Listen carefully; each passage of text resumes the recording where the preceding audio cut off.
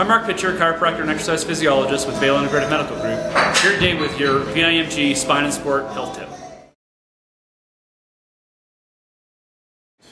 I'm here today with Drew Tarkington, head trainer at the Vail Club and Vitality Center. We're going to be talking about hitting the posterior chain as part of your ski conditioning program. Most people that do ski conditioning think quad dominant exercises, do a lot of squats, they're on the balls of their feet. We want to focus more on the back side of the body, the whole posterior chain, working down from the back, down through the glutes and the hamstrings. That is absolutely vital to our stability and our core support when we are skiing. It also helps us prevent injury. Yeah, if we're working on quad exercises before we even get on the mountain, then we start off imbalanced. There's a lot of different exercises that we could use to hit that posterior chain. We could be doing goblet squats, we could be doing deadlifts, glute ham raises. But even simple exercises are very effective at targeting those muscles. Drew's going to show us a few today. The first exercise we're going to do is a hamstring curl.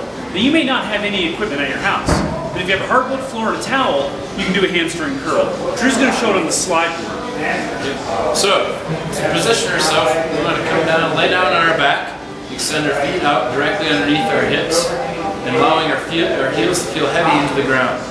We want our heels placed right above the towel, and then we'll slowly bring our knees towards our chest, pressing down through our feet, contracting our hamstring. Bring them all the way up into the glutes, and then extend back out, keeping that back pressed against the floor. Alright, so moving on to another variation of the hamstring curl. We can do this using an exercise ball and just having a flat floor to lay on. What we're going to do is we're going to go ahead and sit down on the floor, position our heels at the midpoint at the top of the ball.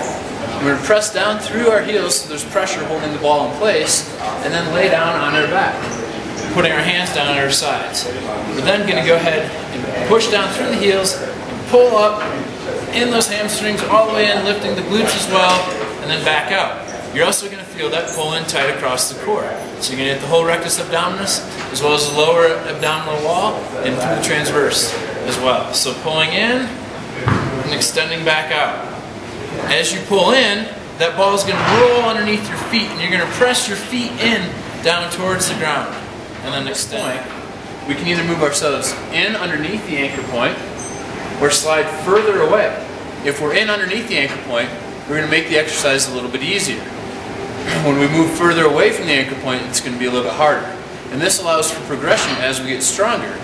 So, to start out this exercise, we're going to go ahead and lay flat back, down on the ground, hands at the sides, and we're going to be pushing down through the heels, peeling our toes up towards our knees. And then from that point, we're going to start driving that heel down towards the ground, pulling in at the hamstrings, and lifting up with the glutes. So we're almost going to come into a little bit of a bridge position. And we're going to go ahead and extend back out, pressing out slowly, letting our glutes come back down to the ground. Alright, now we're going to work on the lateral lunge. So for this exercise, a lot of people think that lunges are quad dominant exercises, which they can be if your weight is forward and you are through the forward part of your foot. For this lunge in particular, we're going to take a side step over, come down into the lunge, keeping our shoulders up and our chest up, eyes up as well, and that allows us to sink further back in the middle of the foot and hitting the glutes more so. So you're actually going to feel a stretch to the calf. Your quad is going to contract to hold your weight there. We're actually going to squeeze that glute together to help lift ourselves back up, which transverses into the core and then back up to standing. So we're going to be down through the middle of the foot and back up, just like that. Do a body weight lunge. That's where the TRX can come into play. What we can do is we can actually use the TRX to unload that motion so we can actually get better range of motion and we can still get that glute activation. So what we'll do is we'll stand facing our anchor point. We're going to hold the handle so that our elbows are underneath our shoulder blades. We're going to have a nice wide stance.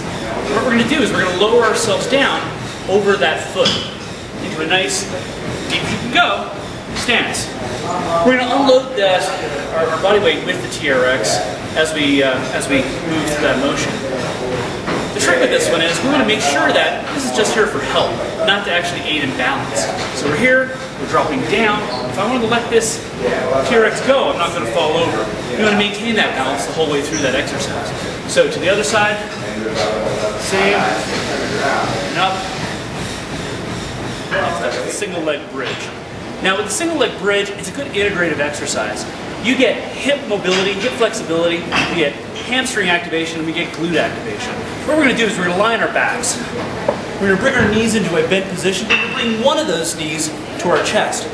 We're going to initiate the exercise by driving through our heel, bringing ourselves up into a fully extended position, and lowering back down. Now, what you're going to notice is that one side is going to be better than the other, for most people. Knee up, driving into the ground, through my heel, up into that position. And yeah, I can get a little higher on this side. I have better hip mobility on my left than I do on my right. This has been Mark Pitcher. And Drew Tarkington from the Vail Athletic Club at Vitality Center in Vail, Colorado. Your spine and sport health tip of the week. Visit us online at vailhealth.com. We'll see you on the mountain.